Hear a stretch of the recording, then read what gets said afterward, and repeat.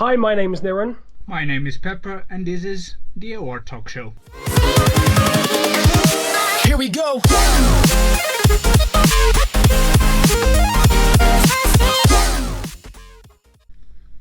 So, welcome everyone, and to a very special show. This episode we'll be here to discuss Season 11 on F1 2013. For now on the PlayStation 3 side only, and alongside me is Niran. Hello, yes, thank you very much for having me. Yeah, well, the first thing we will approach on this episode is obviously the calendar. The races of Canada, Italy and India will be banned from this year's calendar due to some issues on Season 10, which even led to Monza being voided after some pretty dramatic racing and with a lot of crashes, and it would just be impossible to determine who was going to win after all the penalties that would be applied. But if you think that was the biggest change to this year's calendar, you'd be wrong. Yes, so this is Season 11. This is the first season where the calendar has actually been randomised. Before, we'd have the calendar that the game set you, which would, for 2013, be Australia, Malaysia, China, Bahrain, etc. But this year we've got a randomised one, apart from the first Grand Prix, which is still Australia. But after that, it's Brazil, Interlagos, and the third round of the season is the Circuit of the Americas in Austin. Yeah, I mean, from personally to me, since we have so many new drivers, I think it's an excellent start to the season, because Australia, Brazil and the United States also have brilliant tracks that allow a lot of overtaking and action to go on. So I think it's a fantastic start, and although there's not big changes with Monaco coming after Spain and Spa, Singapore and Hungary basically on the same kind of schedule of the 2013, there are some weird changes. For example, the Abu Dhabi being the 7th race of the season here. Yeah, well, that's a Grand Prix that you expect to be obviously right at the end, to be the finale to everything with the Twilight race. But obviously being in the middle of the calendar, that's quite a shake-up. And obviously Bahrain being the penultimate round of the season is pretty different as well. Unless, I don't know, has Bahrain ever been towards the end of the calendar? I don't think it has, but it's the 15th round of the season. Yeah, a lot of the drivers will be expecting it to be towards the start, but obviously they'd be wrong. And the first two rounds, obviously being Australia and Brazil, like you said, are great choices to be the first two, and Austin, of course, as well, because they're the tracks that the drivers probably know. Even if they're not, maybe they're new to league racing, they're likely to know those tracks because they're on other games as well, and they're just tracks that you tend to drive a lot on F1 games. Yeah, absolutely. And then Japanese Grand Prix also making a bit of an unexpected appearance in the first half of the season. But what I think it was not exactly the best choice for last Grand Prix was the Korean Grand Prix. It's not a bad track, but is it good enough for a finale? Well, you see, that's the thing. It's not exactly a track where you're going to get a mad amount of overtaking, although there have been various AOR races at Korea that have made history for being very entertaining, but it doesn't quite give you the changeable conditions drama, I don't think, or certainly not on the game, that Brazil is likely to give you, or the ridiculous overtaking that Abu Dhabi is likely to give you. But that long straight at the end of the first two corners, that could be a place for a few overtakes, and you never know. It's not exactly a marquee Grand Prix to end things on, but it might be fairly entertaining. Yeah, well, I guess we do have an interesting calendar. We will see if the drivers can make it count and maybe make it even more interesting. And speaking of drivers, we have a brand new lineup with only 7 constructors taking part. Niran, do you want to take us for the first team on the lineup? Yep, so yeah, there's 7 teams overall, which means 14 drivers, obviously, and the first team is Red Bull, with F1 Dan and 007 being the drivers for that team. And obviously Dan's best result is he's a 2-time winner in the championship, whereas 002 has finished 5th twice, so maybe slightly less experience when it comes to standing on the podium, but they've actually participated in the same amount of races, although 007's probably expected to be the number 2 driver, has actually completed one more than Dan has. 13 podiums for Dan, to no podiums, of course, for 007. And in Season 10, F1 Dan, who'll be driving the number 1 car, finished second in the championship for Lotus with 257 points, whereas 007, despite being with Red Bull still, finished 8th place, just 1 point off making it through to 3 figures, so 99 points. Yeah, obviously this because the former champion Iceman, which was F1 Dan's teammate on Lotus, is not driving. So technically, Dan should be driving the number 0 car, but the game unfortunately doesn't recognize that. Anyway, to the Ferrari team next, and we have Pepper F1 and Mazais, the Latvian that made his debut on the end of last season. Obviously Pepper with a very strong start to the season last season, but once things came to Silverstone, everything went downhill. It was a massive of disconnections, penalties, and more disconnections. But still, 3 second places, 4 podiums overall, 3 fastest laps, all conquered on the first 6 races. Raced with Marussia and got a 5th place on the standings, while Mazais had a pretty strong debut in Austin, getting a 4th place after starting 8th on the grid, and Brazil, he didn't manage to finish the race due to disconnection. But I think we have here, like in Red Bull, I think we have a very decent lineup, and maybe someone who we need to watch out for the constructors title. Moving on to the Lotus, Niran. Alright, so yes, after that we have got Lotus, and obviously they were top 2 in the championship last year, but in very different circumstances this year. They've gone for 2 rookies, neither of which have driven in the championship before. We've got the Seviesta, who will be driving the number 7 car, and LOF1 Pedro will be driving the number 8 car, which will be Romain Grosjean, of course. Neither of these guys have driven in the championships before, so no best result, no Season 10 standings results, no fastest laps or podiums, or of course wins, obviously. So it'll be very interesting to see how Lotus compare to last year. Obviously, we're not expecting them to be quite as quite as successful as they were last year because they've got 2 rookies. But obviously F1 Dan is likely to be the favourite, given he was second last year and the reigning champion isn't driving. But it could be interesting seeing Lotus sort of try and do well this year, because maybe not much is expected of them. I mean, maybe the dark horse here. I think you're right. I mean, they did a good job on the preseason. They weren't the fastest. I mean, on the socials and preseason, they weren't on the top, but they had consistent pace. So maybe they will surprise us. Moving on to the Mercedes, another reserve that made his debut with 5 races to go. Brown, the Italian driver, will be taking place on the Mercedes that didn't run last season, curiously. So they make a comeback to the F1 category at AOR. He got a 4th place in Korea and got a 2nd place, so a front row, I think it was, on Austin. So a very good performance, taking in consideration he completed 4 out of 5 races and got 1 fastest lap. I think it's pretty promising. Let's see if he can deliver the same performance this season alongside Philip, which is by far the most consistent driver of this lineup. Completed every race, which is quite nice, and maybe not the best results with 5 8th places on the races and an 8th place as the best grid position. Maybe not the fastest driver, but consistency is also something important.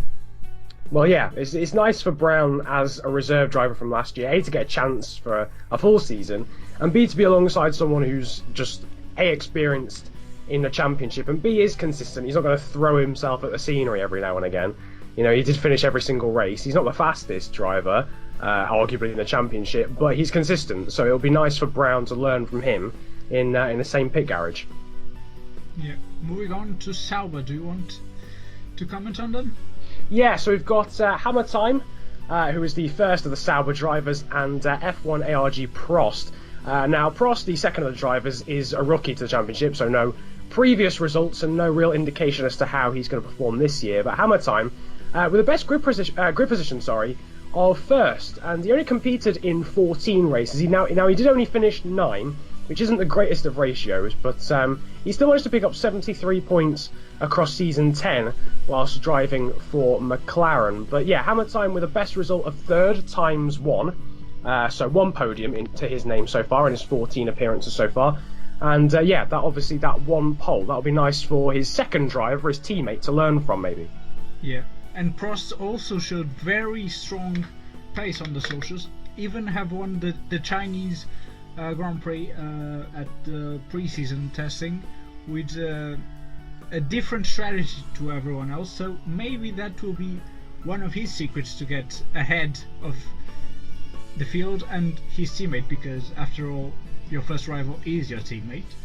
That is very true. So let's see, maybe another strong lineup for the Sauber team. Moving on to the Williams and Niran. I'm telling you, this will be the team to beat. So we have Callum, who has 5 wins, so being the second driver with most wins last season behind the reigning champion. 4 pole positions, 9 podiums, only 1 fastest lap, but very consistent race pace. It's absolutely ridiculous how strong he was. He drove on the other Red Bull, now took by Dan, and finished 3rd because obviously he finished the last races only 13 to the 16 of Dan, if I'm correct.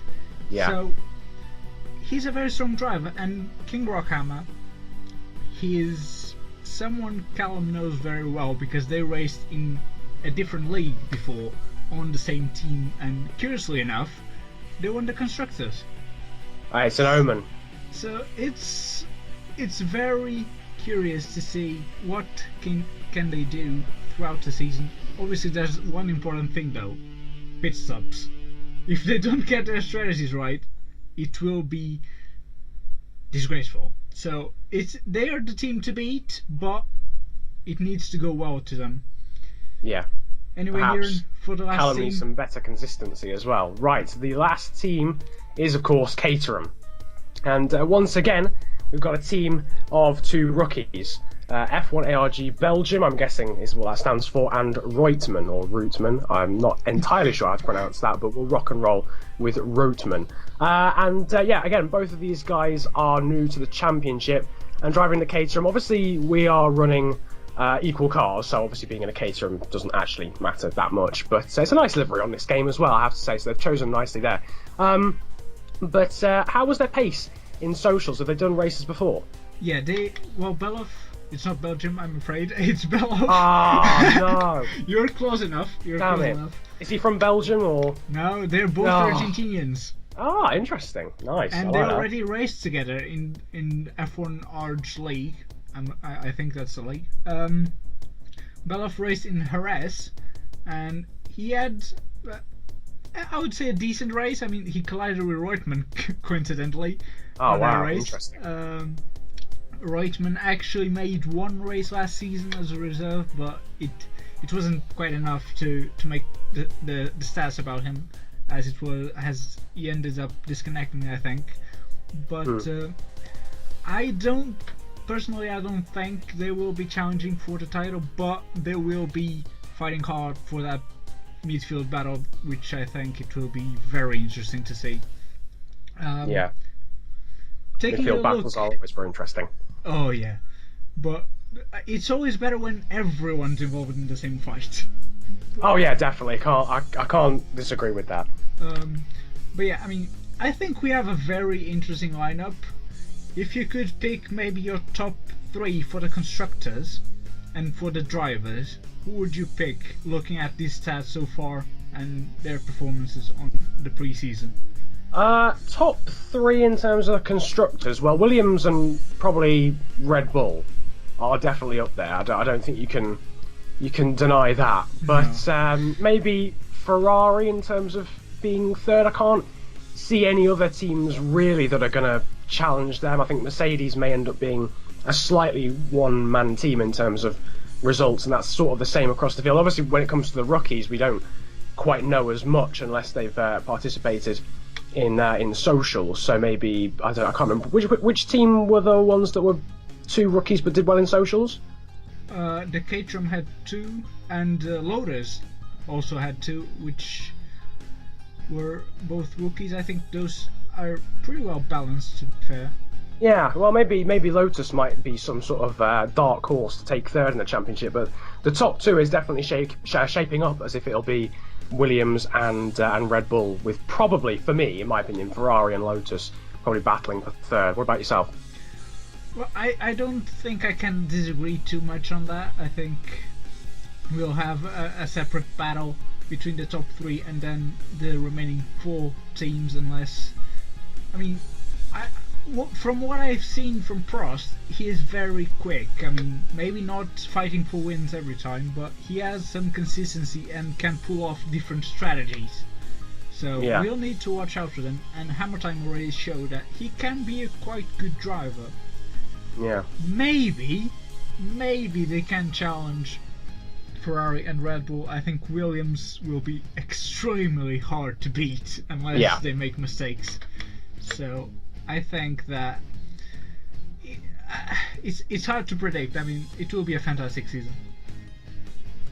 Yes, well, we are certainly hoping it'll be a fantastic season. That's for sure. In terms of top 3 in the drivers' championships, what are we thinking about that then?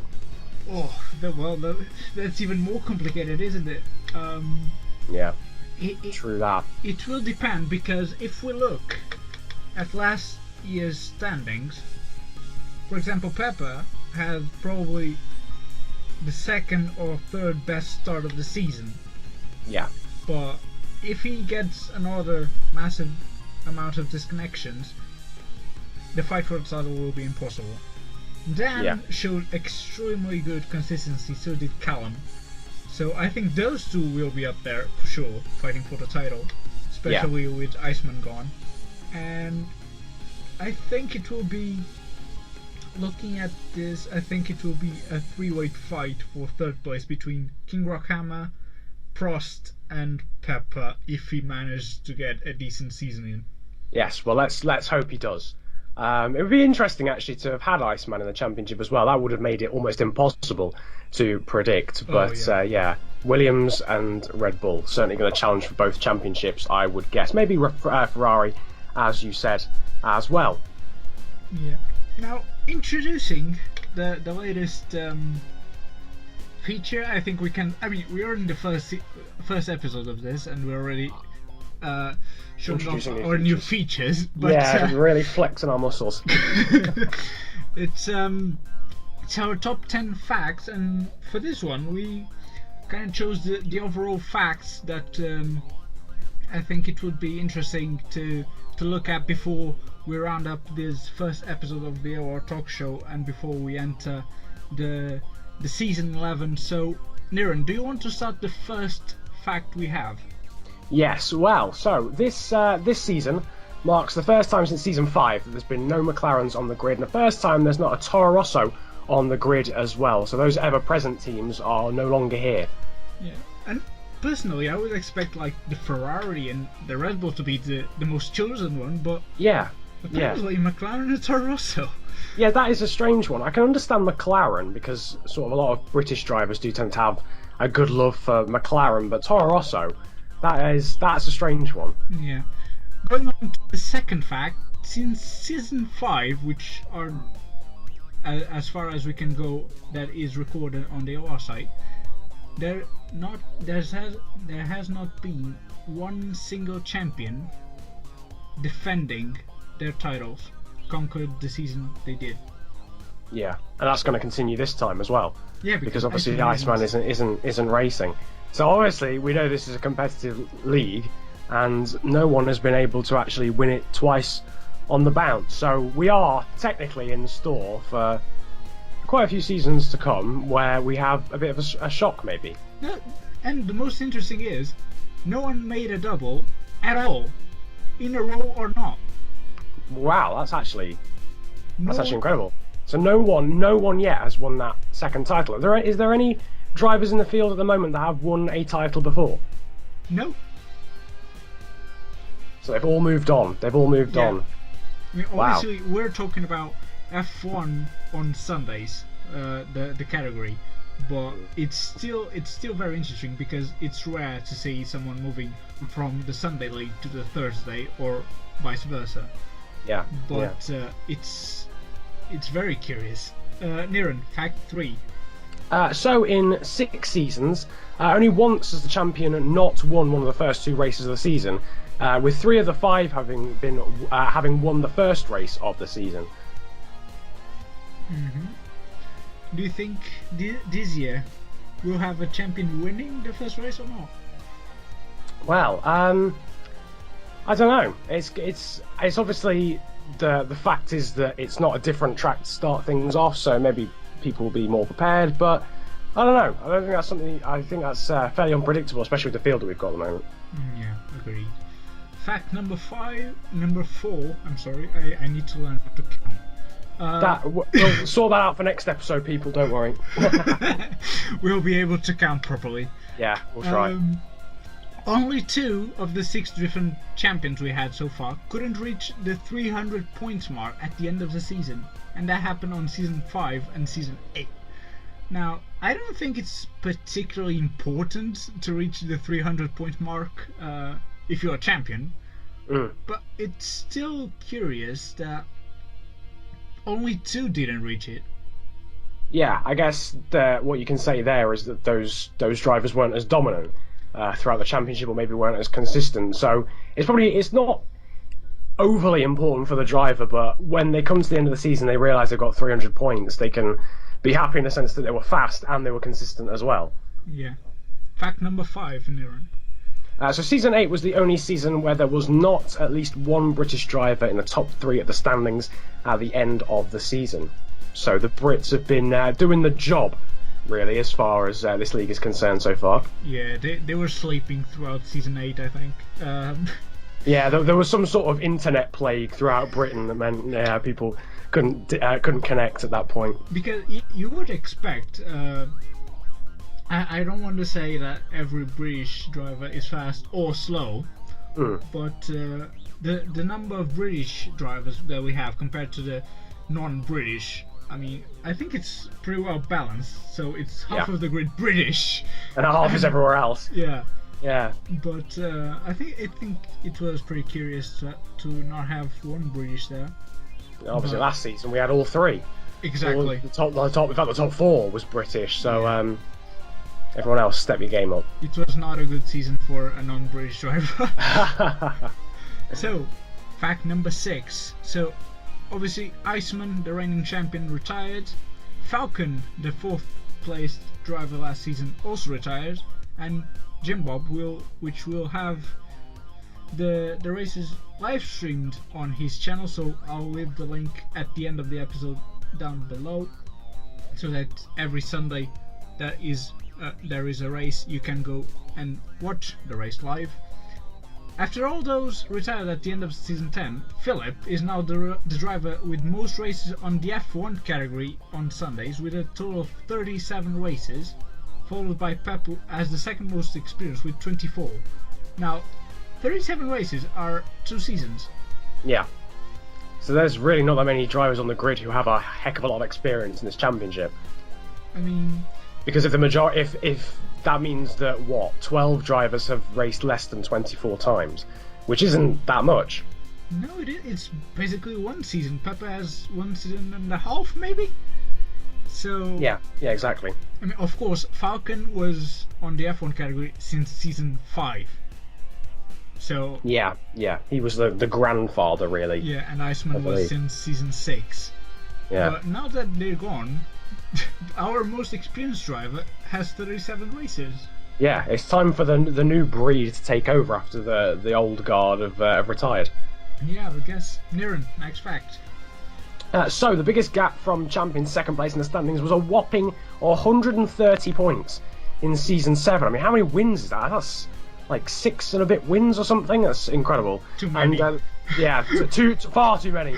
And the smallest margin was in season 9, which was 55 points. And obviously that means that a title has never actually been decided going into the final race. But hopefully that changes this season. That would be nice. Yeah, it would be good for a change, wouldn't it?